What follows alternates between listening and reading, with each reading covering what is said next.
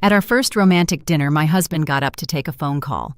Suddenly, an elderly woman at the next table, someone vaguely familiar, wordlessly slid a stack of cash towards me and whispered, "Call a cab fast and flee through the window in the restroom."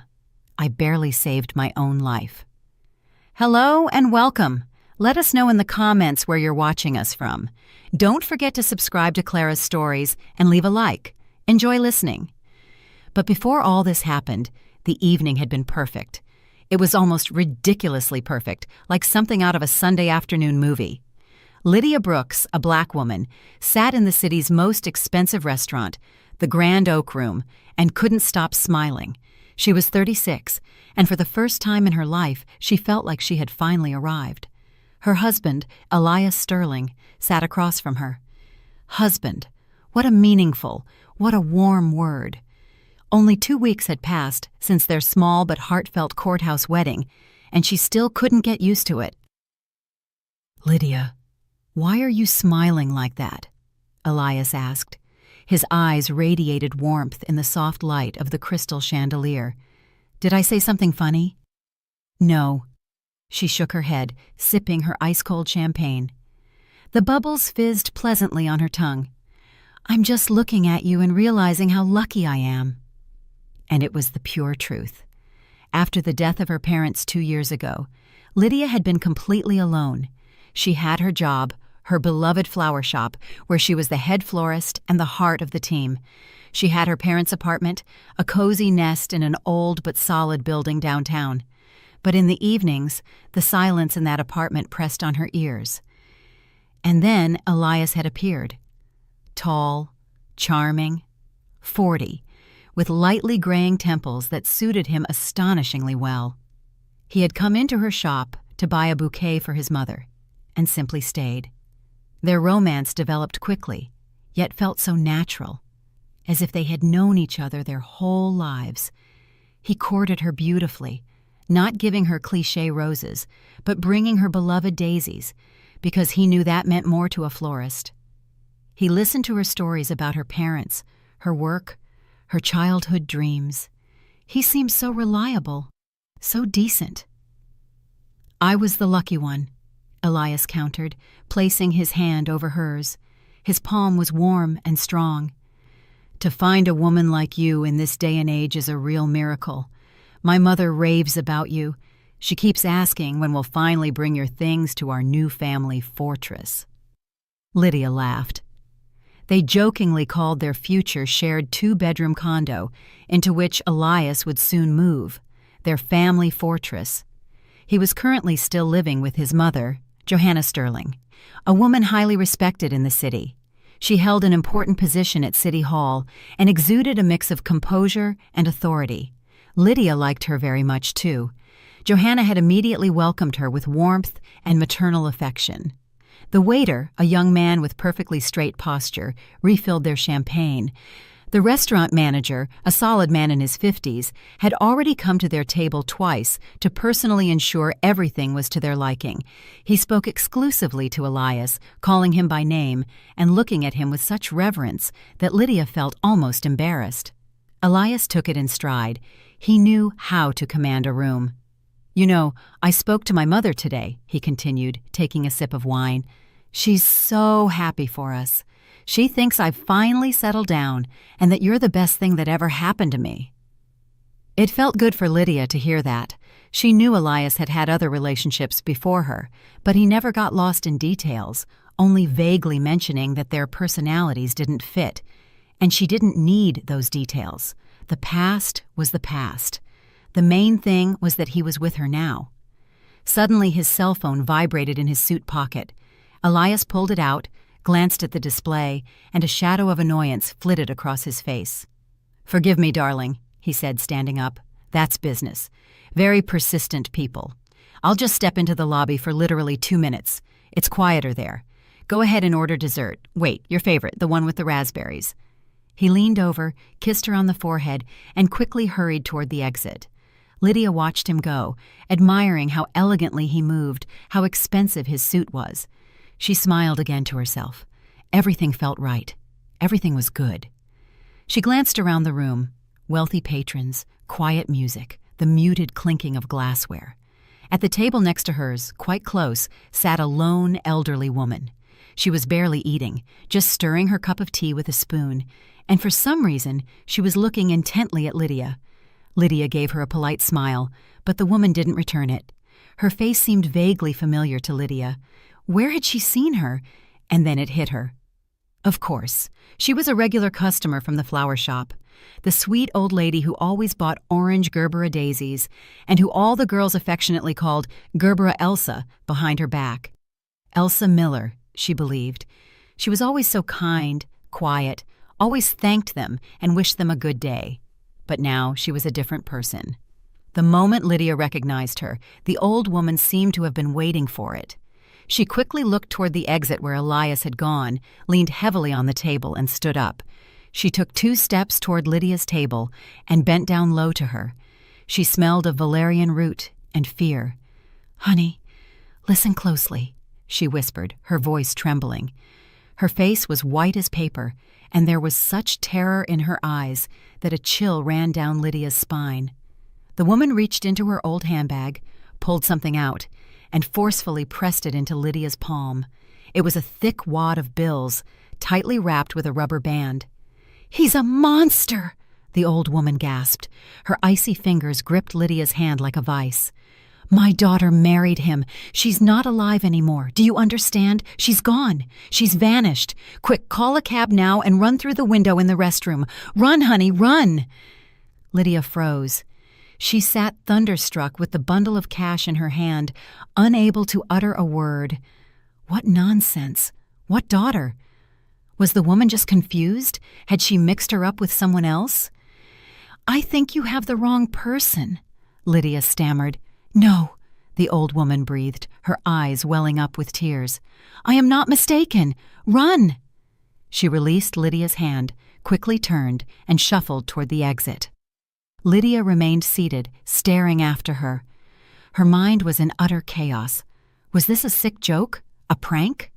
But the money in her hand was real, and the terror in the woman's eyes was absolutely genuine. She looked up and saw the restaurant entrance.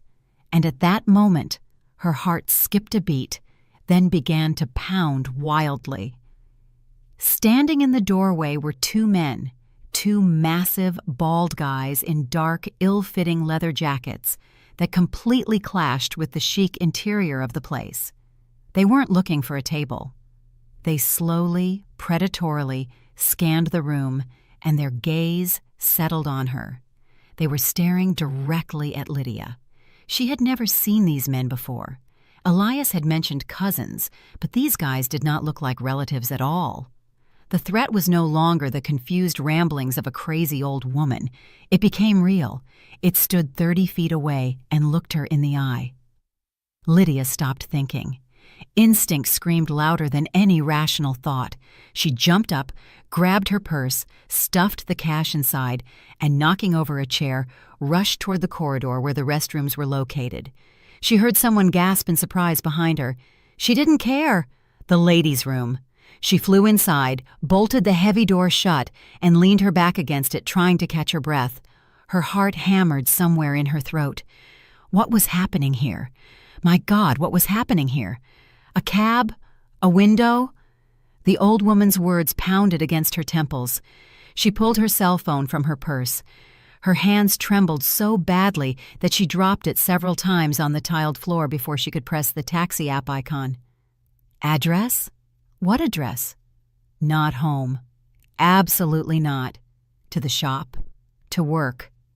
The only place she felt safe. While the app searched for a car, she looked around. The window was small, frosted, right up near the ceiling. She climbed onto the marble vanity of the sink to look out. Her heart sank. The window had a grate, thick metal bars set into the wall.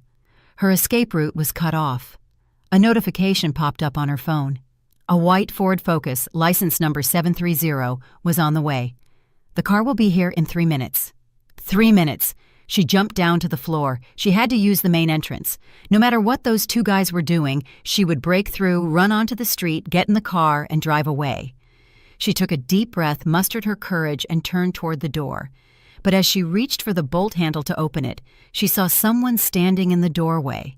Blocking the exit entirely stood the restaurant manager, Victor Sterling, the same man who had given Elias such a kind smile just 10 minutes ago. Now, not a shadow of friendliness lay on his face. He looked at her coldly, with undisguised contempt. "Excuse me, I need to get out," Lydia muttered, trying to move around him. "I'm afraid you'll have to wait a moment," he replied in a calm, indifferent voice, not moving from his spot. And then, from the corridor behind his back, she heard Elias's quiet, painfully familiar voice. "It's all right, Mr. Sterling. My wife is just a little worked up, tired after a long week. I'll talk to her myself." The manager nodded silently, stepped back from the doorway into the corridor, and pulled the door shut. Lydia heard the most horrible sound of her life. A dry, metallic click, the sound of a key turning in the lock from the other side. She was locked in, she was trapped, and outside the door, she could already hear the approaching footsteps of her husband. Lydia ripped at the handle. Once, twice. The door didn't budge. Heavy oak wood, it had become a prison wall, and beyond it, Elias's voice, so calm, so reasonable, as if soothing a capricious child. "Lydia, please open up. What happened? You scared me, Mr. Sterling. Don't worry. She just has a migraine. She acts like this sometimes. I'll calm her down right away." Migraine. He was lying. He was lying so easily and naturally that cold sweat ran down Lydia's back. This man, her husband, was a complete stranger to her. Everything she knew about him, all that warmth, care, tenderness, it was all a lie. The truth was, the locked door, the bald guys in the dining room, and the icy terror in the old woman's eyes. Panic began to flood her consciousness, taking her breath away. She looked around the restroom again. White tiles, gilded faucets, a huge mirror reflecting a pale, confused woman with frantic eyes. That wasn't her. It couldn't be her. Lydia Brooks, the head florist, the calm, sensible Lydia who knew how to handle every capricious flower and every demanding customer. She didn't get into these kinds of stories. This only happened in bad television shows. She had to do something. Think. The window was barred. The door was locked. Screaming, calling for help. But who? The manager was in on it with Elias. The restaurant patrons would only hear his concerned voice explaining that his wife had a migraine. If she started screaming and banging on the door, everyone would think she was hysterical. They would be led away by those so-called bald cousins, put into a car, and she didn't want to imagine what would happen then. Her gaze darted over the walls, searching for anything, any leverage, and she saw it. On the wall next to the door hung a small red box with a black button under glass. The fire alarm. For a second, she hesitated. This would be a scandal, a false alarm. But then she realized her life was already a scandal, and this alarm was the only thing that could save her. The decision was instantaneous, discarding all doubt. She wouldn't be a victim passively awaiting her fate. She would act. Lydia ripped her purse from her shoulder, heavy with a massive metal buckle. She swung with all her might and struck the glass with the buckle. The glass didn't give way. It only covered itself with a web of cracks. "Lydia, what are you doing?" Elias's voice behind the door grew sharper. "Stop immediately. You're putting me in an awkward position." Awkward position. She was losing the ground beneath her feet, and he was worried about his convenience. The rage gave her strength. She struck again and again. On the third hit, the brittle glass shattered into tiny fragments. Without a second's hesitation, she pushed the large red button. At that very moment, the world exploded in noise. A deafening, broken siren wail blared through the room, making her ears ache. It roared and howled, bouncing off the tiled walls and filling the entire space. It was the most beautiful sound Lydia had ever heard. Behind the door, there were curses. "What the hell?" the manager roared. "She set off the alarm." "Calm down. Everything is fine," Elias shouted, trying to drown out the siren's wail. "It's a false alarm, my wife." But no one was listening to him anymore. In the corridor, there were hurried footsteps, frightened women screaming. Chaos. That was her chance. And then, a new smell joined the deafening siren, a biting, bitter smell of smoke. It was coming from the ventilation system somewhere. Apparently, something had burned in the kitchen from all the commotion. But for Lydia, this smoke was a true gift from heaven. The panic in the restaurant reached its peak. Now no one doubted that the alarm was real. "Open up, you idiot!" someone shouted at the manager. "We have a room full of people!" Lydia heard the key grind in the lock again. She stepped back, fists clenched, ready to sprint. The door flew open. Standing in the doorway, red with fury, was the manager. Behind him, waiters scurried and guests screamed. He tried to say something to Lydia, to grab her, but she didn't give him the chance. She shoved him aside with all her might and burst into the corridor. The dining room was in sheer pandemonium. People were jumping up from tables, knocking over chairs and glasses. Women pressed napkins to their faces. The faint smoke that had only been a smell in the restroom had already turned into a translucent haze hanging beneath the ceiling. She saw Elias. He was standing in the middle of the room, looking around in confusion. He was looking for her. Their eyes met for a fraction of a second. In his gaze, there was neither warmth nor shame, only cold, calculating rage. He saw her and took a step in her direction, but it was already too late.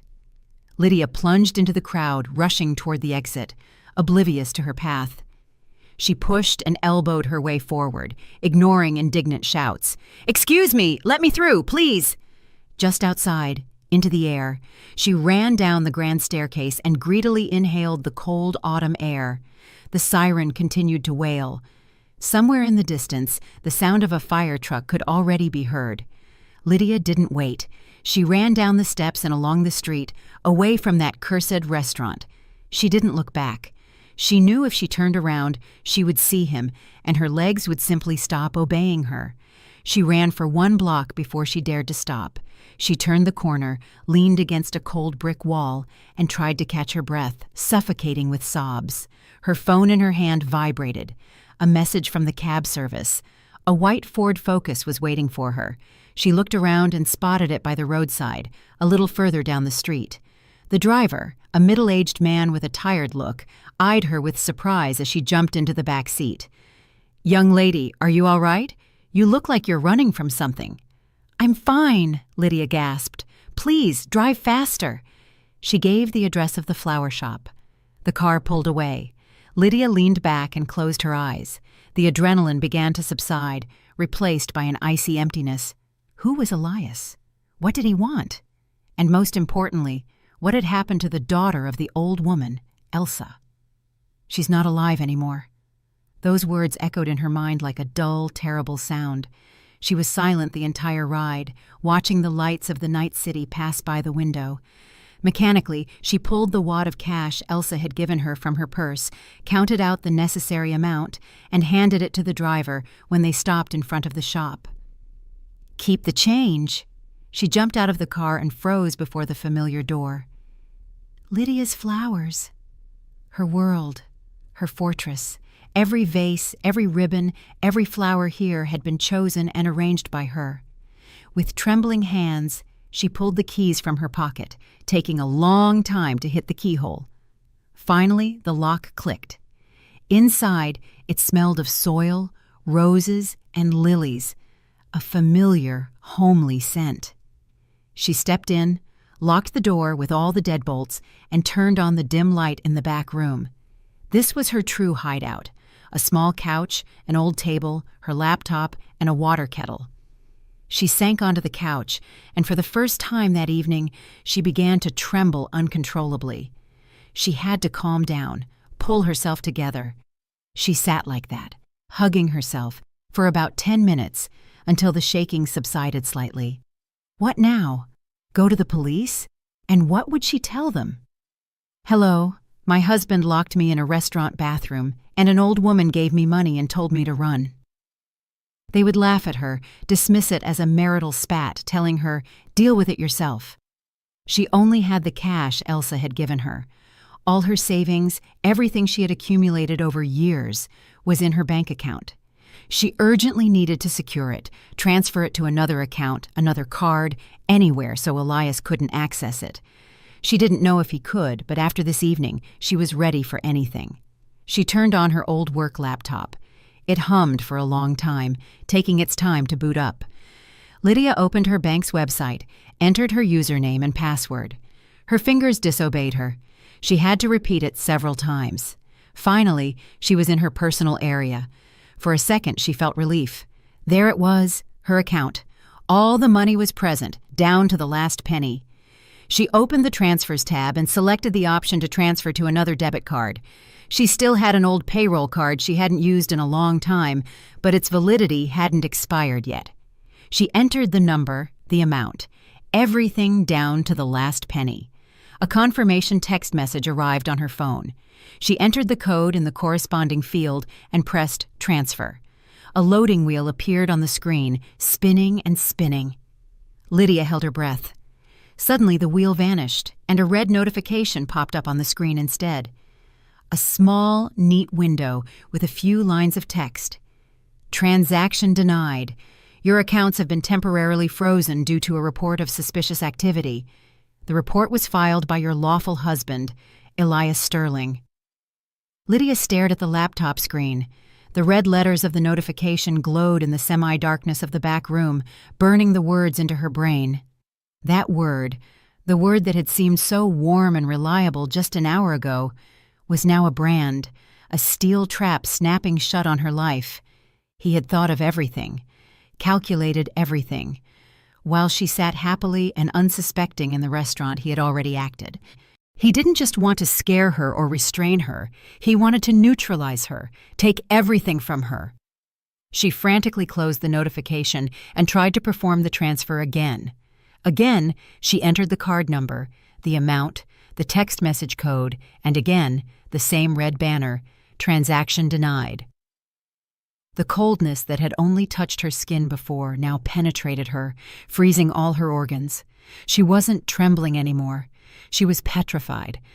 The flower shop was no longer a sanctuary. He knew this place. He knew she would flee here. It was the second place after home where she felt safe. So he would come here, or he would send his cousins.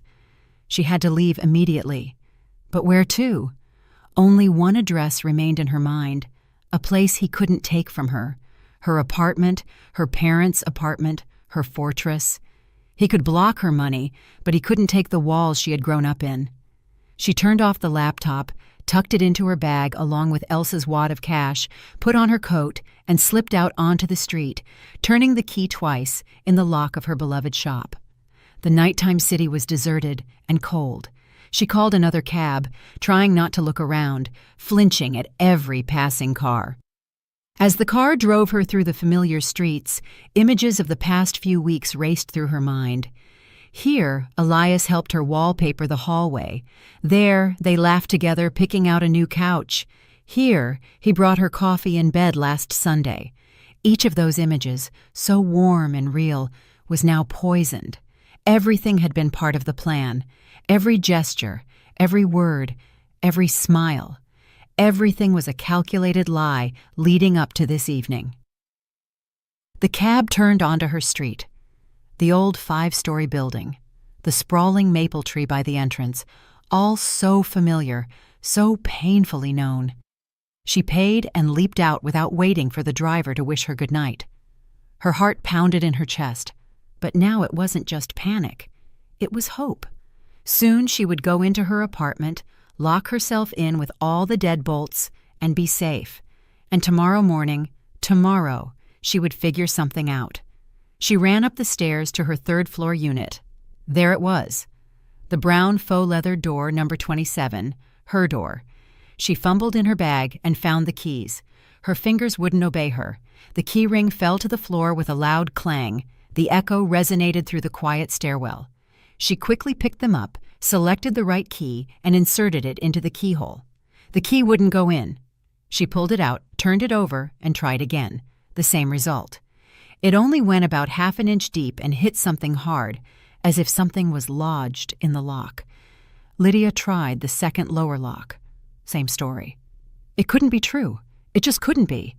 She pushed the key into both locks again and again with growing desperation, uselessly. A wild thought shot through her mind. Had someone stuck matches in the locks? But why? The panic she had almost overcome returned with renewed force. She began to knock, first quietly, then louder and louder. "Open up, please, open up! This is the police! What's going on?" No answer. She listened. No sound.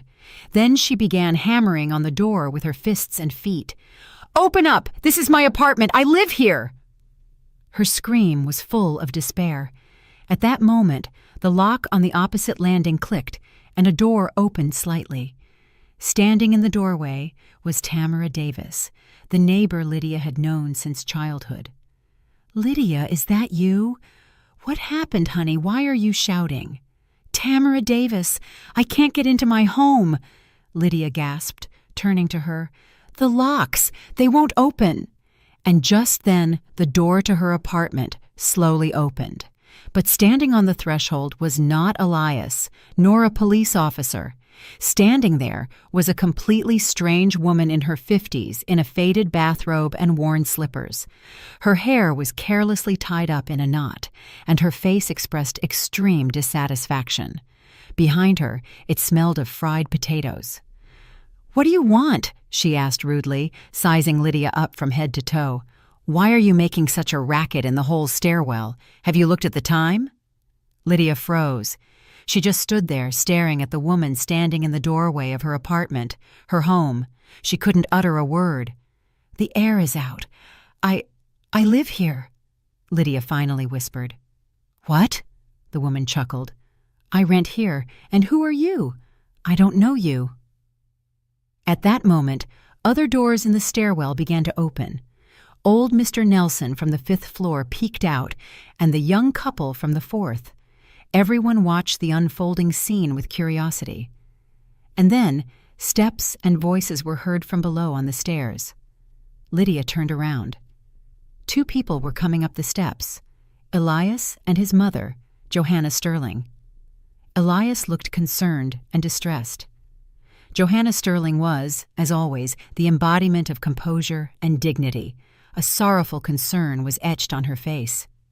"Please excuse the noise," Elias said, addressing all the neighbors simultaneously. His voice was calm and convincing. "Lydia is a bit overworked, a nervous breakdown. We were just on our way to pick her up and bring her home." Johanna Sterling stepped toward Lydia and gently took her arm. Her fingers were ice cold. "My dear Lydia, come on. You don't have to make a scene. Come to us. You'll rest. Everything will be all right. We are only trying to help you." The neighbors, who had previously watched the situation with confusion, now exchanged knowing glances. Of course, Johanna Sterling, a respected woman, deputy chair of the Metropolitan Housing Authority. She couldn't lie. And Lydia? Yes, she had been a bit nervous lately. Probably really a breakdown. The looks they gave Lydia changed. There was pity and suspicion in them. "This is my apartment," Lydia screamed, tearing her arm away. "From my parents! What is this woman doing here?" "Lydia, my dear, you must be mistaken about something," Tamara Davis said gently but firmly, stepping out of her apartment. "You yourself said you were having problems, debts.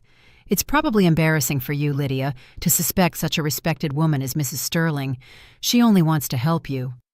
Elias sighed sadly, as if it pained him deeply to have to explain all this. "Tamara, you're right. Lydia had some financial difficulties.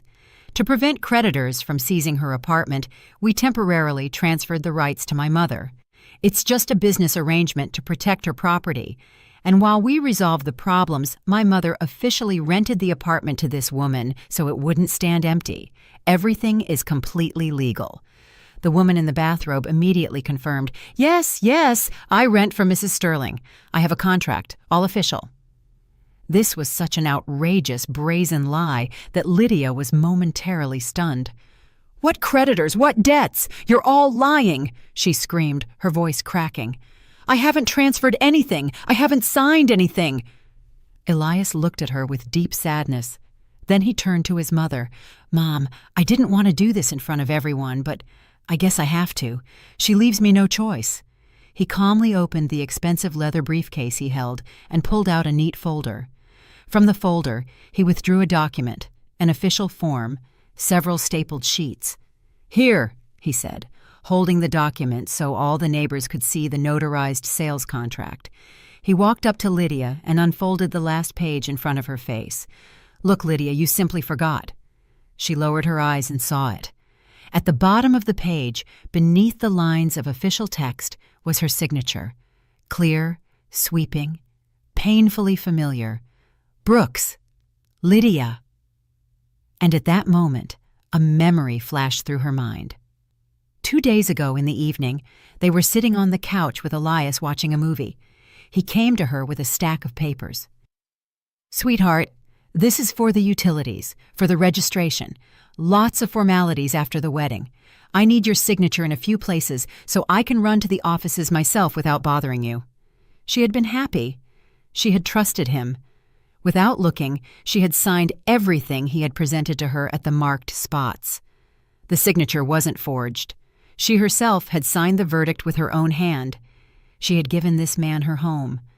The paper was right in front of her face. Lydia stared at her signature, at those familiar, handwritten letters, and the world around her ceased to exist. The sounds vanished, the judging whispers of the neighbors, the sympathetic voice of Johanna Sterling, the disapproving sniff of the woman in the bathrobe. All of it became a distant, incomprehensible buzz, like the sound of the ocean in a seashell. She only saw her signature, the signature that had crossed out her entire life. She herself had given them her home with her own hands, with a smile on her face. "See, darling?" Elias's voice penetrated the ringing silence in her head. "You just forgot. Overwork. No problem. Come to us, have some tea, get some rest, and everything will be fine." Johanna Sterling took her arm again. This time, her grip wasn't gentle. It was iron. It was the grip of a jailer. "Come, Lydia. Don't be stubborn." And at that moment, her petrification gave way. It was replaced by an animal, primal fear, going with them into their house after all that had happened. Elsa's words from the restaurant. "My daughter married him. She's not alive anymore." They struck her head like a club. If she went with them now, she wouldn't be alive either. She tore herself away with all her strength, ripping her arm free from Johanna Sterling's iron grip. "Don't touch me!" she screamed, backing away toward the stair railing. Her movement was so sudden that both Elias and his mother were confused for a second. That second was enough for her. She turned and rushed down the stairs, ignoring the steps, leaping over 2 steps at a time, clinging to the cold railing. "Lydia, stop!" Elias yelled after her. In his voice there was no more feigned concern, only a nasty, commanding snarl. "I said stop!" She didn't listen. She ran past her floor, past the second, past the first. She heard them starting to stomp upstairs as they took up the chase. The heavy front door slammed shut before her nose. She pushed it open with all her might and stumbled out onto the street into the damp night chill. She ran without looking back. She didn't know where, only forward, away from that yard, away from those windows that had been her home just this morning. The wind whipped her face, tears blurred her eyes and mixed with the light drizzle. She ran several blocks until her lungs burned. Only then did she stop, hide in a dark alley between the buildings, and slide down the wall, choking on sobs. She had nothing left. No home, no money, no husband whom, it turned out, she had never known. She was alone in this huge, cold city, humiliated in front of her neighbors, painted as a crazy hysterics, homeless. She sat in that alley for maybe an hour, trembling from the cold and despair. Gradually, the sobbing subsided, leaving behind only a dull, nagging pain. She had to do something. She couldn't stay on the street. She remembered the money in her bag, Elsa's money, the only thing she had left. She pulled out her phone. The screen was wet with rain. Where should she go? A hotel was too expensive. She didn't know how long she would have to make this money last. She searched the internet for cheap hostel. The phone displayed several addresses. One was relatively close, at the other end of downtown. She called a cab, tried to speak as calmly as possible, and stepped out onto the street into the icy wind. The hostel turned out to be a shabby place with a worn-out sign. Inside, it smelled of dampness and chlorine. A sleepy administrator took the money for one night without asking many questions and gave her the key to a tiny room with an iron bed and a nightstand. The window faced the blind wall of the neighboring building, but Lydia didn't care. There were walls here and a lock on the door. She locked herself in, sat down on the squeaky bed, and pulled out her phone again. She scrolled through her contacts, not knowing who to call. A friend? What would she tell them? That her husband was a fraud who had taken her apartment 2 weeks after the wedding. They wouldn't believe her. They would think she had gone crazy, just like the neighbors. Work, her boss, a strict and decent man, wouldn't tolerate such scandals. And then her fingers stopped on a name in the phone book. Elsa Miller. Gerbera Elsa. She had saved her number a few months ago when Elsa called to order a bouquet for her neighbor's birthday party. The only person in the entire world who knew the truth. The only one who had tried to warn her. She pressed the call button. Her heart hammered. What if she didn't pick up? What if all this had just been a strange impulse, and now she didn't want to talk to her anymore? After a few long rings, a quiet, shaky voice answered on the other end.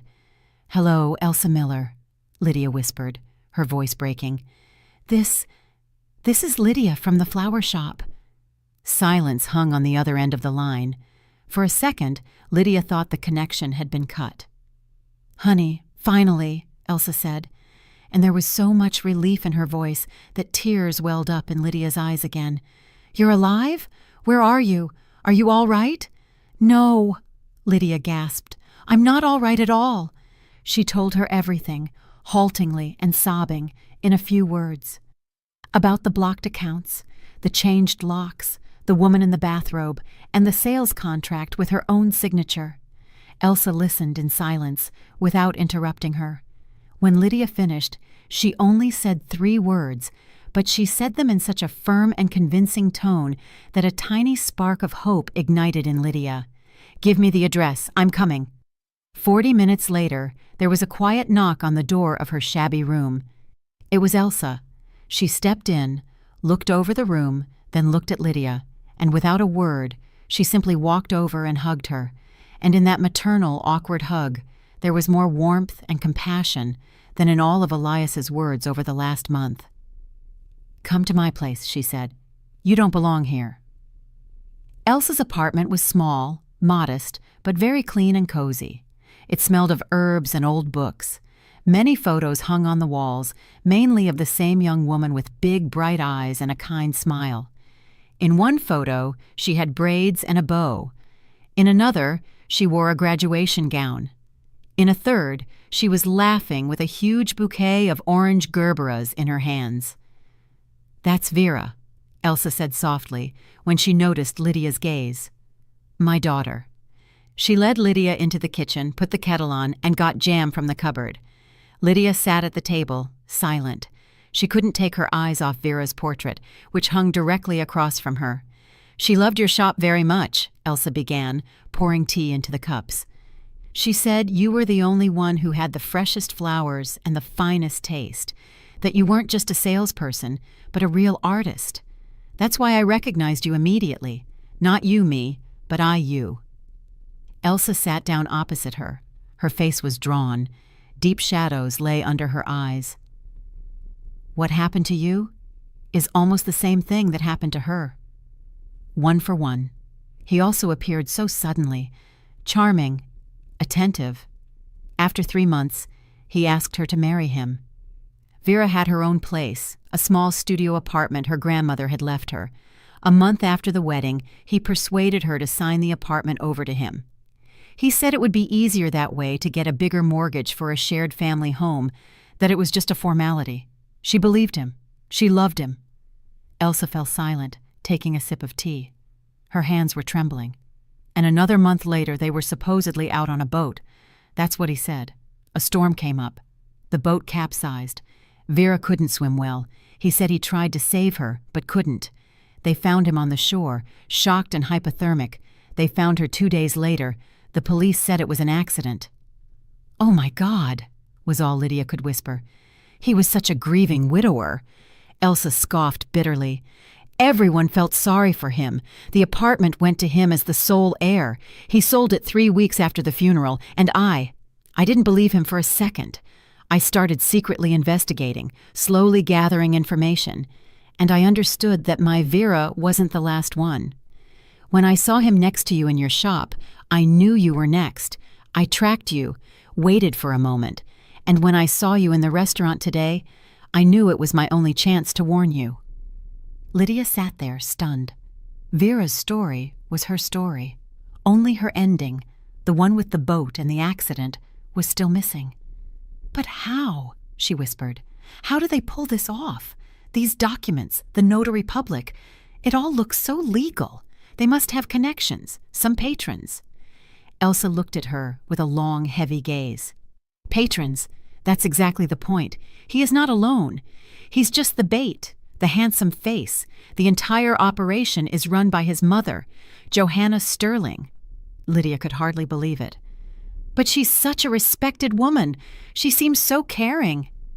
"That's a mask," Elsa countered sharply. "Do you know what she really does?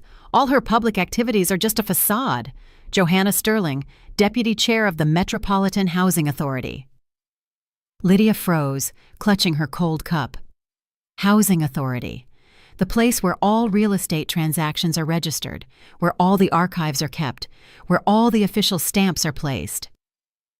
"She has access to all the databases," Elsa concluded, her voice sounding like a verdict.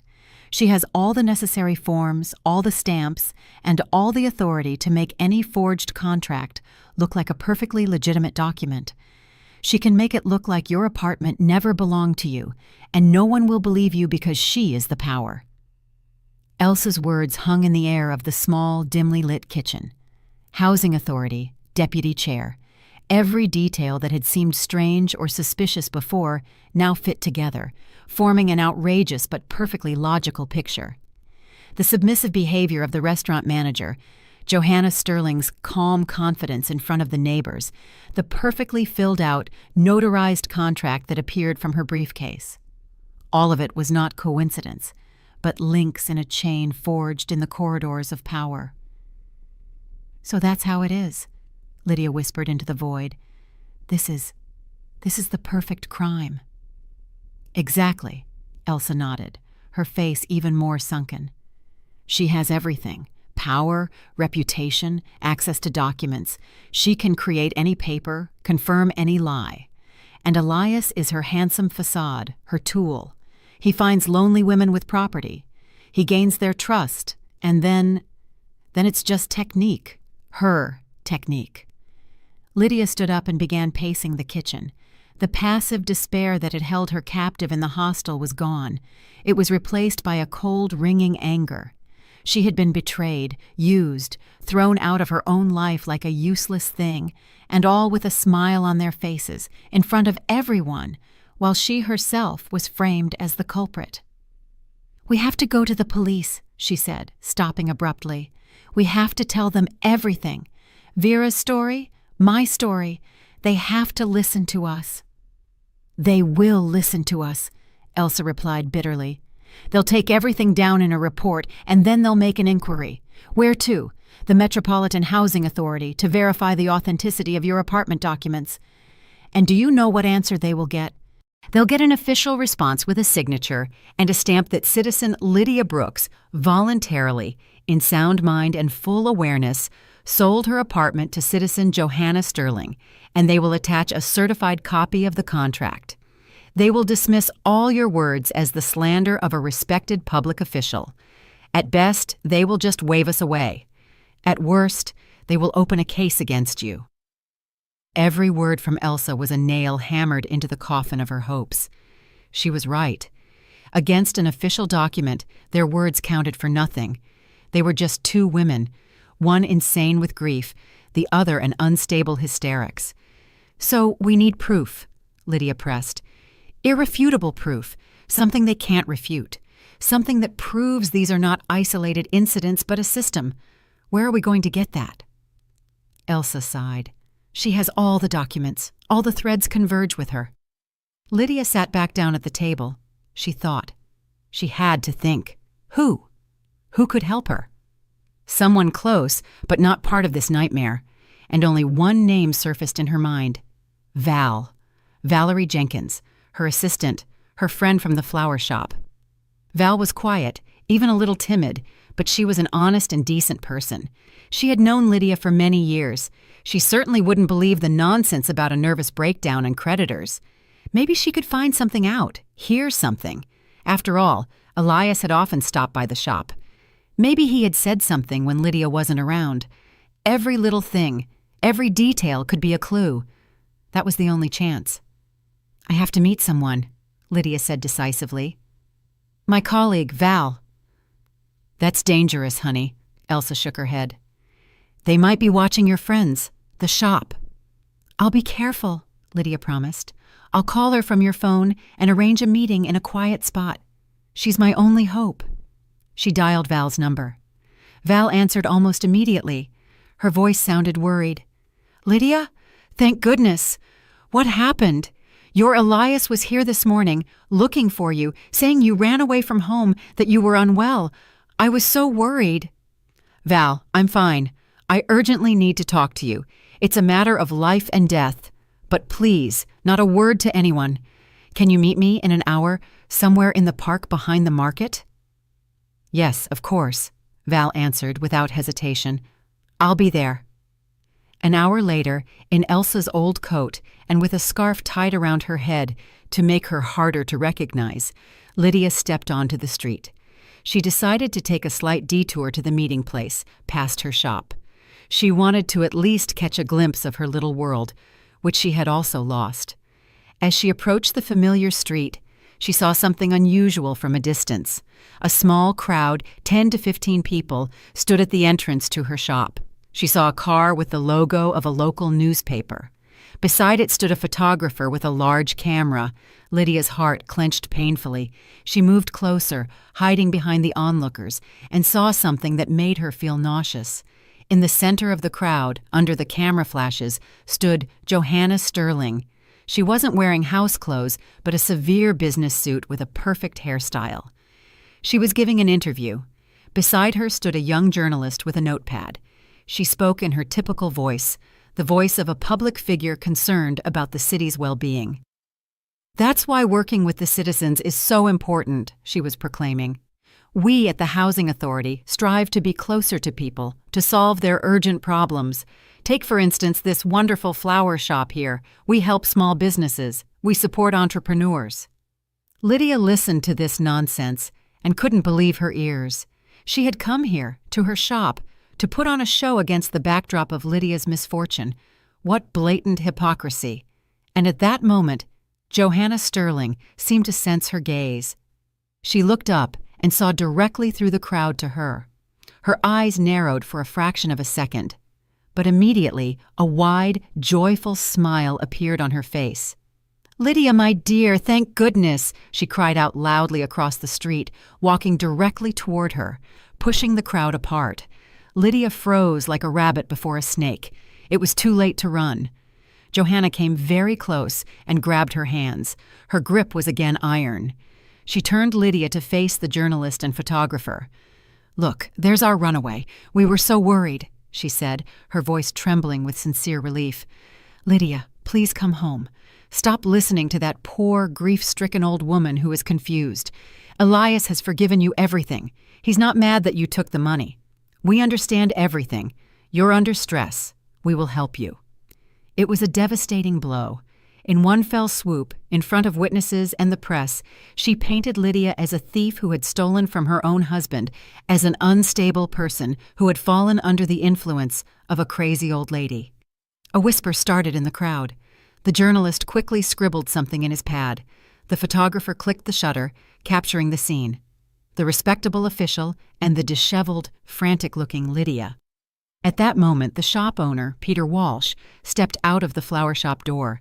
He saw the scene, saw the reporters, and heard Johanna Sterling's words about the stolen money. His face turned red. "Brooks!" he roared, striding toward her.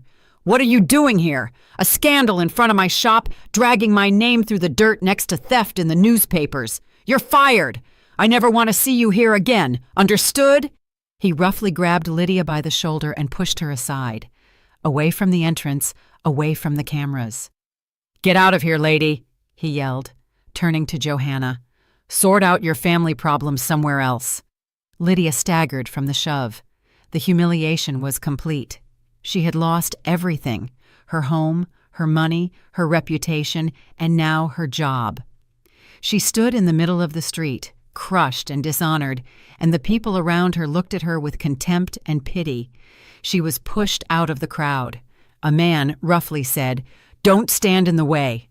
And at that moment, as she passed the pale, deathly white Val, who was standing right in front of the entrance, Val made a quick, inconspicuous movement. She slid something cold and metallic into Lydia's palm and quickly squeezed her fingers shut. "I'm so sorry," Val whispered so quietly she could barely be understood. Her eyes were full of horror. "My cousin works as a cleaner at the housing authority. She gave me this just in case. Johanna is terribly paranoid. She keeps everything real in her office. She has a personal gray ledger there. I beg you, Lydia, don't tell anyone where you got this." Overwhelmed, Lydia opened her hand. Inside was a key, an ordinary metal office door key. The cold metal of the key dug into her palm. Lydia stood in the middle of the sidewalk, and the world around her disintegrated into disjointed pieces. Her boss's angry face, the clicking of the camera, the pitiful, scornful glances of the passers-by who were already dispersing, losing interest in someone else's suffering. Johanna Sterling, having fulfilled her task, majestically climbed into the waiting black government car. Lydia clenched her fist, hiding the key. She turned and walked away, not paying attention to her path. She wasn't running. She didn't have the strength for that anymore. She walked quickly, almost marching, forcing herself forward, away from this place of total humiliation. In her ears, Val's whisper still rang. "Gray ledger. Don't tell anyone." She returned to Elsa an hour later, wandering through backyards and dark alleys like a real criminal. When she entered the apartment, she went silently into the kitchen, sat down at the table, and opened her fist. The key fell onto the oilcloth with a dull thud. Elsa looked first at the key, then at Lydia's deathly pale face. "What is that?" "It's a key," Lydia replied hoarsely, "to her office at the housing authority." She told her everything that had happened in front of the shop, about the reporters, the public accusation of theft, the firing, and Val's desperate whisper. Elsa took the key in her wrinkled hand, weighing it in her palm. Her eyes, usually filled with quiet grief, shone with a hard, determined fire. "The gray ledger," she repeated Val's words. "If it exists, that's our only chance. Everything must be in there. Names, addresses, dates, proof." "But how do we get in?" Lydia asked. "They won't let us in. And even if they did, what would we do?" "We can't get in during the day," Elsa said firmly. "So we go at night." Lydia winced, breaking into the housing authority at night. "Elsa Miller, that's crazy. They'll catch us, and then what?" "And then what, honey?" Elsa interrupted her. "What more can they take from you? They took your home, they took your money, your job, and your good name. They took my daughter. We have nothing left to lose. This key is our last card in this game, and if we don't play it now, it might be too late tomorrow. They won't leave you alone now that they've started the press smear campaign. They'll find you." She was right. After today's spectacle for the journalists, they wouldn't stop. They would corner her, put her in a mental institution, or there would be another accident. "Fine," Lydia nodded, a cold resolve filling her. "We go tonight." They spent the rest of the day in tense planning. Elsa got an old but detailed city map from the cupboard, and they studied the location of the housing authority. It was a massive gray building from the 1950s, taking up an entire block, an impregnable fortress. But Val had said her cousin worked there as a cleaner, meaning the building had to have a service entrance that the staff used. And the nighttime cleaning had to start late in the evening when all the employees had left. They waited until 11 p.m. The city grew quiet. They put on dark, inconspicuous clothes. Lydia put the key in her pocket, and it reminded her like an icy burden of the madness of their undertaking. They walked, avoiding well-lit streets. The housing authority building looked even more sinister at night than during the day. A dark monolith with rarely lit windows on the upper floors. They circled it, and as expected, found an inconspicuous metal door in the inner courtyard. Trash containers stood next to it. They hid in the shadows and watched. Around midnight, 2 women in work overalls approached the door. They were smoking and talking, and one of them wedged the door open with a brick so it wouldn't close and disappeared around the corner, presumably to her post. That was their chance. Lydia's heart pounded like crazy. She and Elsa exchanged glances, slipped out of the shadows, and darted through the ajar door. Inside, a long, dimly lit corridor that smelled of chlorine awaited them. The hum of a floor polisher could be heard somewhere at the end. On tiptoes, they moved in the opposite direction, toward the central part of the building. The corridors were empty and echoed. Every step they took created a sound. They passed endless doors with signs: Department of Privatization, Legal Department, Archives. Johanna Sterling's office was on the 3rd floor. The sign on the door read, "Sterling, Johanna, Deputy Chair." Lydia pulled out the key. Her hands trembled so much that she didn't hit the keyhole right away. She held her breath and turned the key. There was a quiet, almost silent click. They stepped inside and firmly closed the door behind them. The office was immaculate, not just tidy, but absolutely perfect, like something in a magazine. A huge polished desk of dark wood, on which there was not a single speck of dust. An expensive leather chair, perfectly straight stacks of paper on the edge of the table. A pencil holder with sharply sharpened pencils. No personal items, no family photos, just cold, flawless order. "Search," Elsa whispered. They began the search quietly, careful not to make a single sound. Lydia tackled the desk drawers. Everything was in its place. Folders with official documents, office supplies, a notebook written in clean, fine handwriting, nothing resembling a gray ledger. Elsa checked the massive bookcase. On the shelves were law books, collections of statutes, reference works, no secret books, no hidden compartments. 20 minutes passed. Their despair grew. Had Val been wrong? Or did Johanna keep it somewhere else? Elsa walked over to the wall opposite the desk, annoyed, and tapped lightly on it with her knuckles. "Hollow!" "All empty," she whispered in frustration. Lydia looked up and saw that wall. It was Johanna Sterling's Wall of Fame. It was covered in plaques, thank you notes, and framed photos. Here, she shook the mayor's hand. Here, she spoke at a forum. Here, she received an award for her impeccable service. And then Lydia noticed a detail that only the eye of a florist, accustomed to perfect symmetry and compositional harmony, could notice. One of the photos, the largest one, in which Johanna Sterling stood next to the county executive, hung ever so slightly crooked, literally by a few millimeters. In this realm of perfectionism, such a small thing seemed impossible. "Wait," Lydia said, walking to the wall.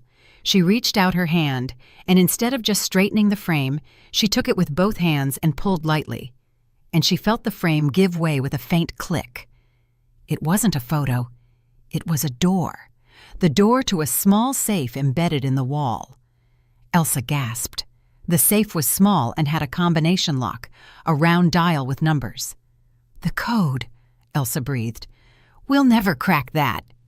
But Lydia wasn't listening. She looked at the wall next to the safe. There, among other awards, hung a heavy bronze plaque in a frame.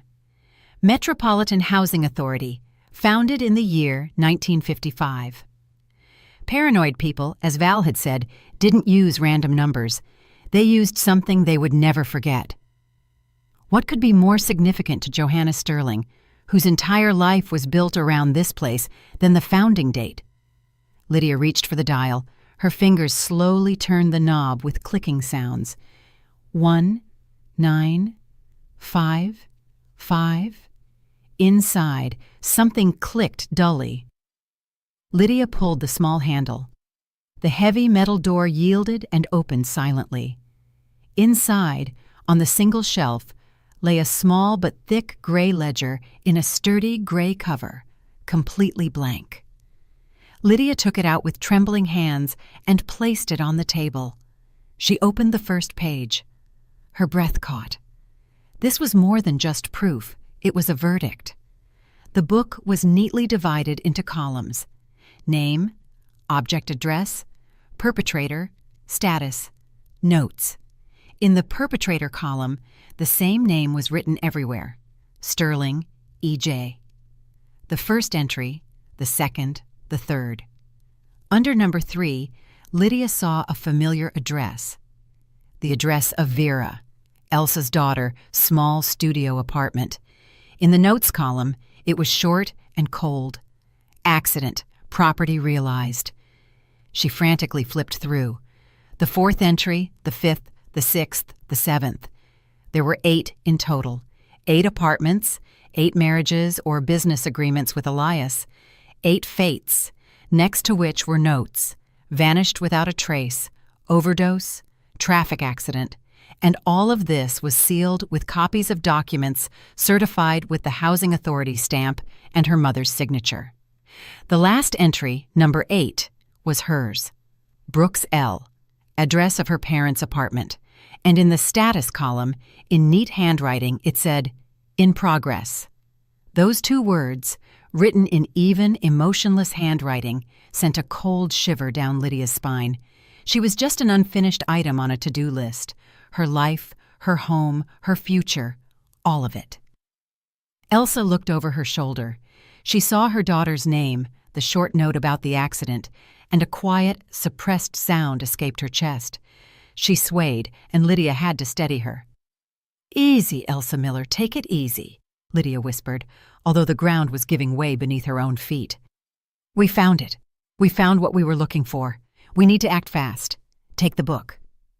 "Madness. They'll notice it's missing immediately. We need to copy it. The whole thing, front to back, the phone," Lydia commanded herself. She pulled her old smartphone from her bag. The screen had been cracked 6 months ago, and the battery was almost dead, but the camera worked. She turned it on and feverishly began to photograph the contents of the gray ledger, page by page. Her hands trembled so much that some shots were blurry. She had to repeat them. The click of the shutter in the dead silence of the office seemed deafeningly loud. Elsa stood next to her, clinging to her shoulder, staring intently at the pages where the fate of her daughter and 7 other unfortunates was recorded. "Faster, honey, faster," she whispered. Lydia turned another page. Click, another one. Click! She was already halfway through when both of them froze, hearing a sound that made the blood run cold in their veins. Footsteps were heard in the corridor, not the steps of a night cleaner. They were fast, confident male steps, and they were coming directly toward their door. Lydia rushed to the table, grabbed the gray ledger to push it back into the safe, but it was already too late. The key turned in the lock. The door flew open. Standing on the threshold was Elias. He wasn't wearing the expensive suit from the restaurant, but a simple black turtleneck and jeans, but he didn't look any less dangerous. On the contrary, without the polish and charm, he looked like a predator. His eyes burned with cold rage. He wasn't alone. Peeking anxiously from behind his shoulder was Val. Her face was wet with tears, her lips trembling. "I'm sorry, Lydia," she cried, her voice breaking into a sob. "I'm so sorry. They found out about my cousin, the cleaner.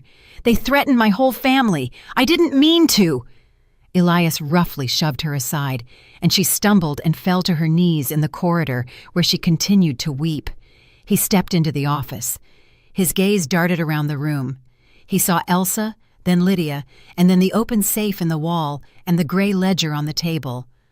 All his composure, all his charm, all his mask fell away in a second. Standing before them was no caring husband, no respected businessman. Standing before them was a cornered, furious animal. "You!" he hissed, and there was so much hatred in that word that Lydia instinctively took a step back. You two old women ruined everything. Everything. He lunged forward, not at Elsa, but at Lydia. She was the one holding the phone with the evidence. He wanted to snatch it from her, destroy it, obliterate it. He was strong and fast. He grabbed Lydia's wrist and twisted it with such force that she screamed in pain. The phone flew onto the floor. With his other hand, he buried his fingers in her hair. "You'll regret the day you were born," he snarled directly into her face. And at that moment, what he hadn't expected at all happened.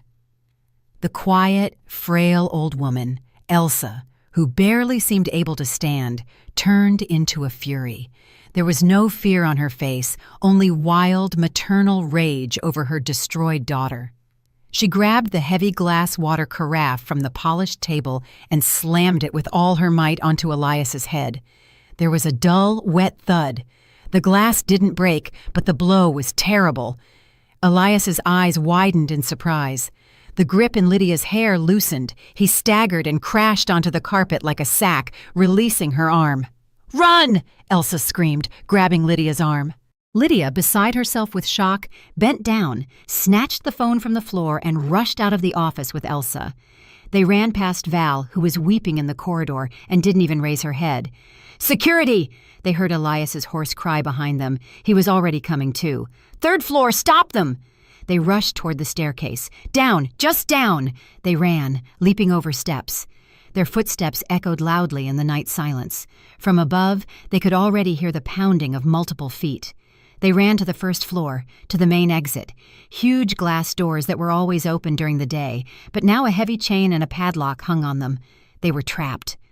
Behind them, screams were already heard from the stairs. "They're here! Block all exits!" "This way!" Elsa gasped, pulling Lydia by the sleeve. She pushed her toward an inconspicuous door under the stairs. A sign hung on it, "Utility Closet." The door was unlocked. They stumbled inside, into the narrow closet crowded with buckets and mops. It smelled of dampness and chemicals. "What? What now?" Lydia whispered, trying to catch her breath. In the corridor, the pounding of feet could already be heard. They were very close. Elsa looked at Lydia with a long, penetrating gaze. There was neither fear nor hatred in her eyes, only firm, icy determination. "Now, honey, you do what I tell you," she said quietly, but authoritatively. She grabbed Lydia by the shoulders. "They're looking for the gray ledger and those who saw it, but the proof is on your phone. You are the only proof." She turned Lydia around and forcefully shoved her back into the closet. Then she followed, positioning herself between Lydia and the approaching security guards. "I'll hold them off," she said without turning around. "No!" Lydia screamed. "Elsa Miller, don't do this!" But Elsa, as if she hadn't heard, shoved her into the closet again. "Tomorrow at noon sharp, there's a forum at the Civic Center Auditorium. His mother will receive an award there. Go there. Go and show everyone what you have on your phone. I'm buying you time." And before Lydia could reply, Elsa slammed the closet door shut. There was a click of the old rusty lock that she had turned from the outside. Lydia rushed to the door, beginning to hit it with her fists. "Open up, Elsa Miller, open up!" But in response, she only heard the approaching footsteps and Elias's voice full of rage. "She's in here! Grab her! Where's the other one?" Lydia pressed her eye to the keyhole. She saw the two huge security guards rushing toward Elsa. She stood in the middle of the corridor, small, petite, but with her head held high, looking directly into the eyes of Elias, who was holding his head. "Where is she?" he snarled. Elsa remained silent. He signaled to the security guards. They roughly grabbed her by the arms and dragged her toward the exit. She didn't resist. She only turned her head for a second toward the closet, and Lydia thought she saw her wink. And she, Lydia, was left alone, locked in the dark utility closet, helpless, while she heard the steps of her only friend and her enemy retreating. Lydia spent the entire night on the floor in the cold, dark closet. She didn't cry. The tears had dried up.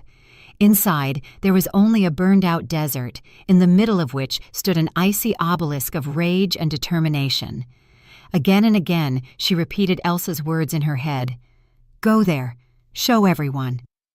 It wasn't just a farewell. It was a command, a legacy.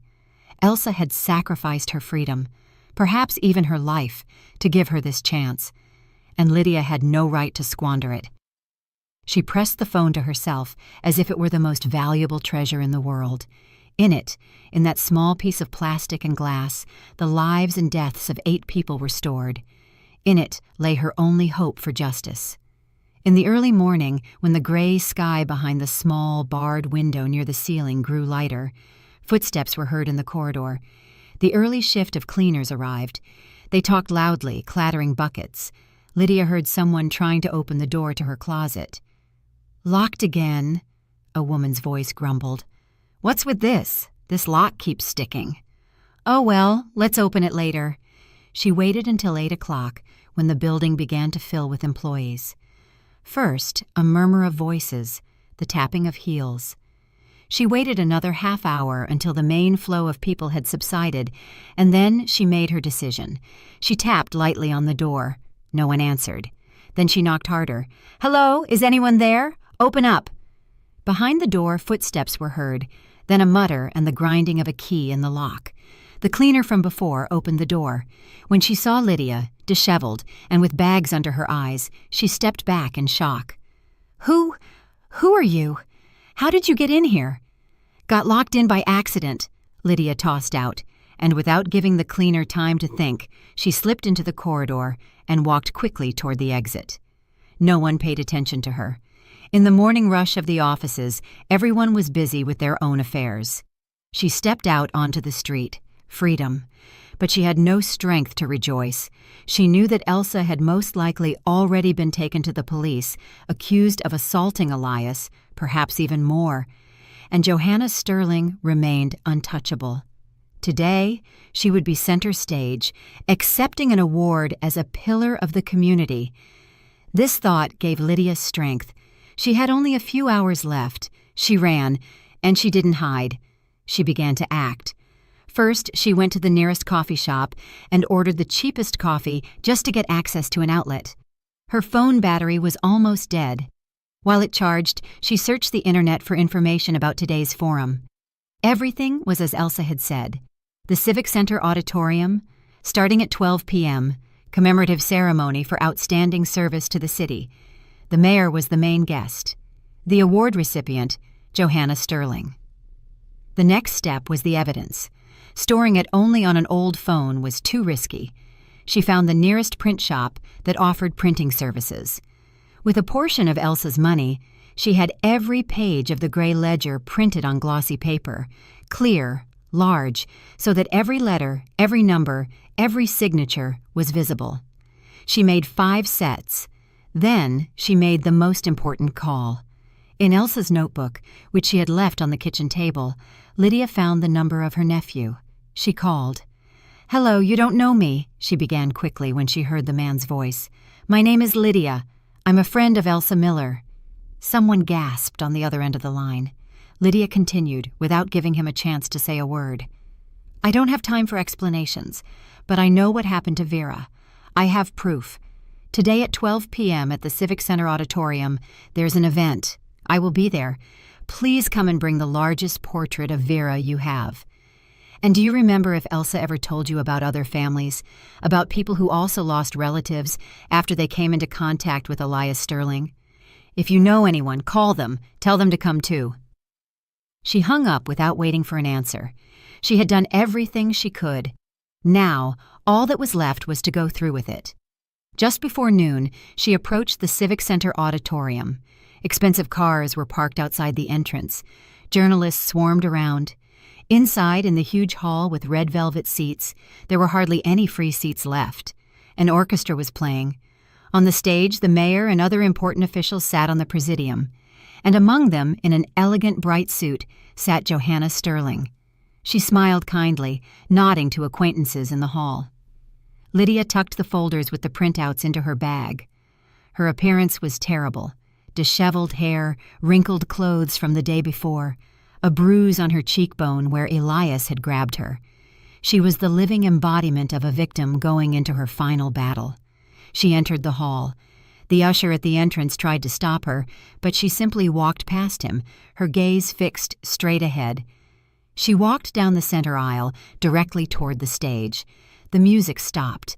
People in the hall began to turn around, staring in astonishment at the strange, ragged woman, disturbing the solemnity of the moment.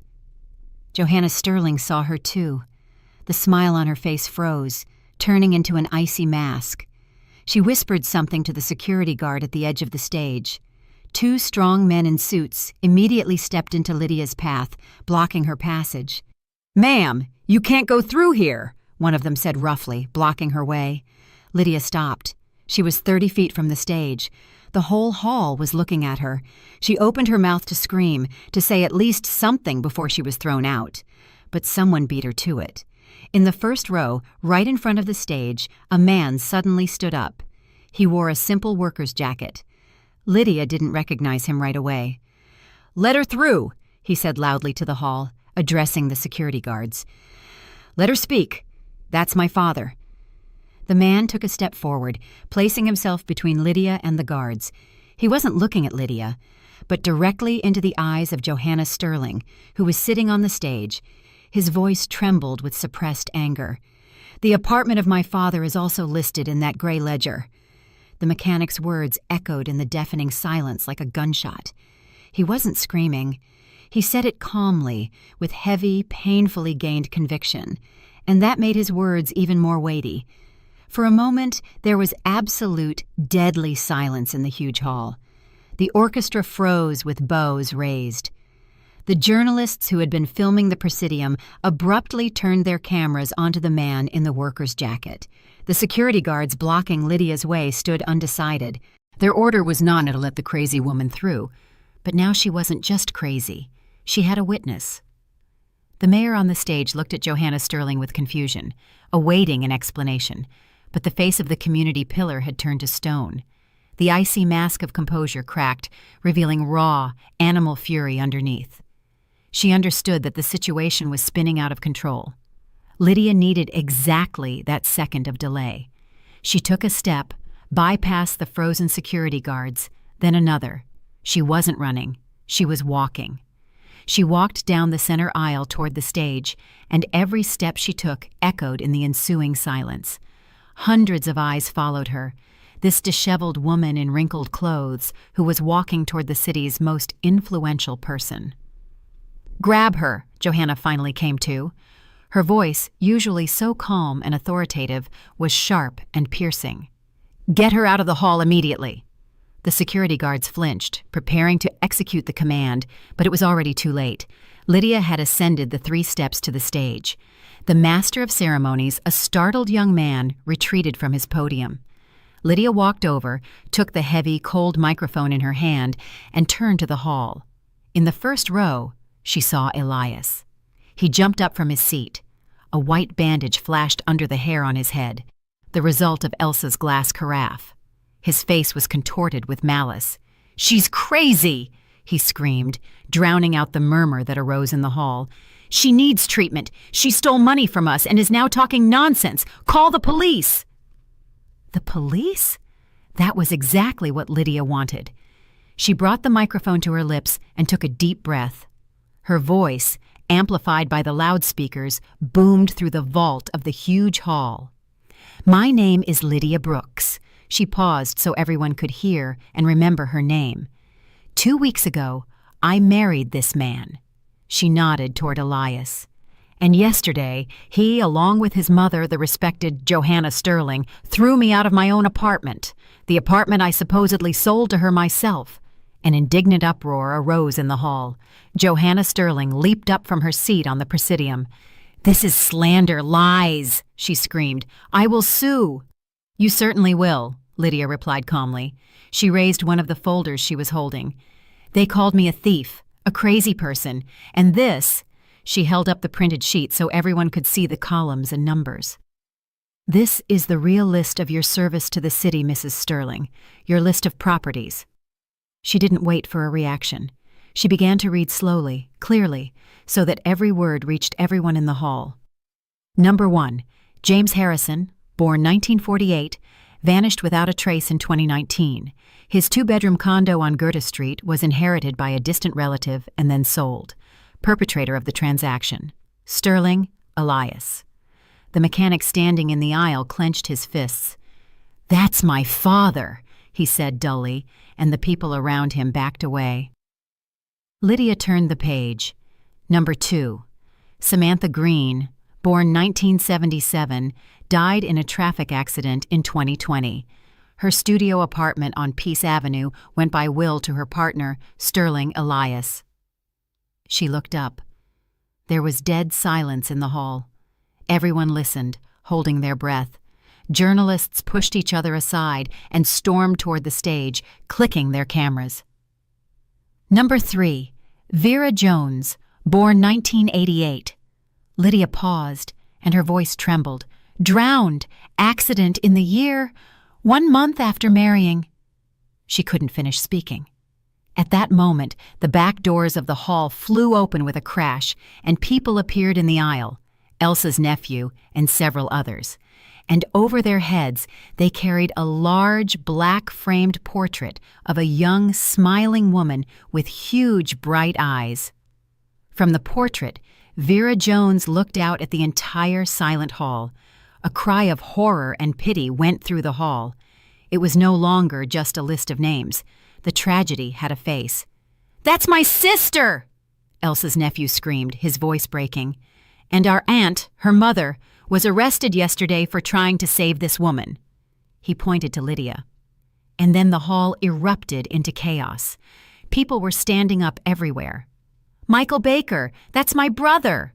shouted a woman from the back rows. "The Wilsons, those were our neighbors. They moved out so suddenly," someone nearby whispered. There was complete pandemonium. People were shouting, pointing fingers at the stage, at the petrified Johanna, and the staggering Elias in the aisle. The reputation that Johanna Sterling had built over decades crumbled to ashes in 5 minutes. Her name, which had been a synonym for respect and honor, was now being dragged through the mud. The mayor, deathly pale, realized he was sitting on a stage with a monster. This scandal could bury his career, too. He abruptly turned to the chief of city police, who was also sitting in full dress uniform on the presidium, and said something authoritative, waving his hand toward Sterling. Lydia saw all this as if through a veil. She had fulfilled her task. She had taken revenge for Vera, for Elsa, for herself, and for 7 other people she didn't know. She lowered the microphone. Police officers were already making their way to the stage. They pushed the journalists aside, forming a corridor. Lydia descended from the stage and walked toward the commanding officer. Silently, without a single word, she handed him one of the folders with all the printouts of the pages from the gray ledger. "Everything is here," she said quietly. "Names, addresses, dates, and I have the photos of the originals on my phone." The officer took the folder and quickly flipped through the pages. His face grew darker with each sheet. He looked up at Lydia, then at the stage, and gave a command to his subordinates. Lydia stepped aside, leaning against the wall, and watched the end of this nightmare. She saw 2 police officers approaching Johanna Sterling. She yelled at them, waving some kind of ID, talking about her connections, but that didn't work anymore. One of the officers calmly took her arm and put handcuffs on her. The second did the same with her other arm. The community pillar had become an ordinary arrested person. Elias was caught in the aisle when he tried to break through to the exit. He wasn't so calm. He snarled, pulled away, shouting, "Damn it!" But he was quickly overpowered and also led toward the exit, dragged across the carpet. As they were being led out of the hall, Johanna Sterling looked at Lydia one last time. In her eyes, there was neither power nor confidence, only pure, helpless hatred. Lydia stood leaning against the wall, watching the door close behind her enemies. It was all over. Elsa's nephew approached her. "Thank you," he simply said, "for what you did for her, for all of us." Lydia only nodded silently. The next day, Elsa was released. All charges against her were dropped.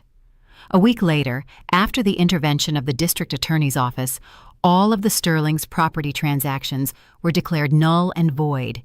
Lydia got her apartment back. She entered it alone. Inside, it still smelled foreign, of fried potatoes and cheap air freshener. She tore open all the windows, let the fresh wind rush in, and then she did what she did best. She went to her flower shop. The owner himself had called her, apologizing profusely and begging her to come back. She returned with arms full of white lilies, eucalyptus, and baby's breath. Back at home, she turned on music and set to work. She sorted the flowers, trimmed the stems, arranged huge cleansing bouquets, and with every flower her hands placed in a vase, she felt all the dirt, the pain, and the fear receding from her home, from her life, leaving behind only purity, light, and hope. She had reclaimed her home. She had reclaimed her life. That is an incredibly tense story, dear listeners. A story that honestly still leaves you feeling a bit uneasy. It's about how fragile our happiness can be and how important it is to find the strength not to give up when the whole world collapses, but to stand up for yourself. You sit there and ask yourself, did Lydia do the right thing? Was it right to go up against an entire system like that alone, risking the last thing she had, her freedom and her life? Was there perhaps another, safer way? But which one? If the very people who are supposed to protect the law are breaking it themselves, how would you have acted in her place? Would you have shown the same courage? And how do you judge Elsa's act? She deliberately put herself in the hands of those criminals, sacrificing herself to buy Lydia time and a chance for justice. Was such a sacrifice justified? I would be extremely interested to read your thoughts on this. Perhaps you have questions or interesting observations about this story, something that seemed particularly important to you, or something you completely disagree with. Please don't hesitate to write everything you think in the comments under this video. Let's discuss it together. And of course, if this story captivated you, if you were rooting for the heroines until the end, I would be very grateful if you leave a like, subscribe to Clara's Stories, and share your opinion in the comments. Your support is the most important thing to us. I wish that you only encounter honest and good people on your path, and that you never have to face such deceit. All the best. At the end of this video, a small window will appear in the center of the screen. Please click on it. There you will find our other most exciting stories. Please consider that creating this type of content requires time, effort, and care to provide you with captivating and high-quality stories like this one. If you like my work and want Clara's Stories to continue publishing exciting narratives like this, I would greatly appreciate a small donation. Every contribution helps keep these stories alive. Thank you for your generosity. I walked out of that auditorium with my hands still shaking, but for the first time in days, I could breathe again. Everything I'd been through, the fear, the humiliation, the moments when I thought my life was over, brought me to one simple truth. Sometimes, the people who smile the widest hide the darkest intentions. And sometimes, the smallest act of courage, even when you feel broken, is enough to turn everything around. If you're listening to me right now and you're going through something that feels impossible, I want you to remember this. You are stronger than the trap you're in, and there is always a way out. Always. Hope has a way of finding those who refuse to let go. If you agree with me and enjoyed my story, show it with a like. Let's see how many we are. And I'm curious, what city are you listening from and what time is it there? Tell me in the comments. If you want to help me keep sharing these emotional, gripping stories every day, even a small donation truly keeps the channel alive. For more life stories like this, feel free to explore my other videos and subscribe. On your screen, you'll see 2 new stories I'm sure you'll enjoy. Just click one and dive right in. Love to you all.